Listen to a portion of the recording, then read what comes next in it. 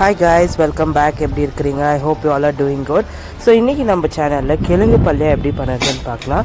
First 2 கிழங்கு cut பண்ணி போட்டு ஒரு 3 விசில் விட்டு எடுத்துக்கோங்க. தேவையான பொருட்கள் வெங்காயம், கருவேப்பிலை, இஞ்சி, பச்சை மிளகாய், தக்காளி, கொத்தமல்லி. ஸோ எல்லாத்தையும் சாப் பண்ணி எடுத்துக்கோங்க. இப்போ ஒரு பேனில் வந்துட்டு ஒரு 2.5 ஸ்பூன் அளவுக்கு எண்ணெய் விட்டு எண்ணெய் சூடாட்ட பிறகு கடுகு,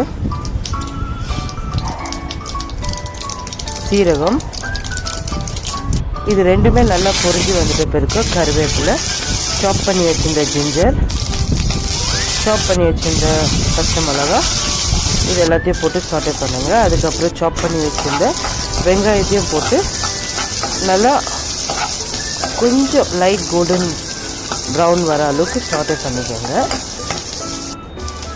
அதுக்கப்புறமா ஒரு பாதி தக்காளி எடுத்துருக்கிறேன். If you want you can put 1 whole tomato also.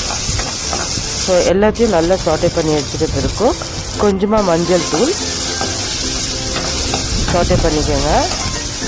நான் வந்து கொஞ்சமாக பெருங்காயம் போட்டுருக்கிறேன். ஏன்னா கிழங்கு வந்து கேஸ் இல்லைங்களா, அதனால் பெருங்காயம் யூஸ் பண்ணிங்கன்னா உங்களுக்கு ஈஸியாக ஜீரணம் ஆகிடும்.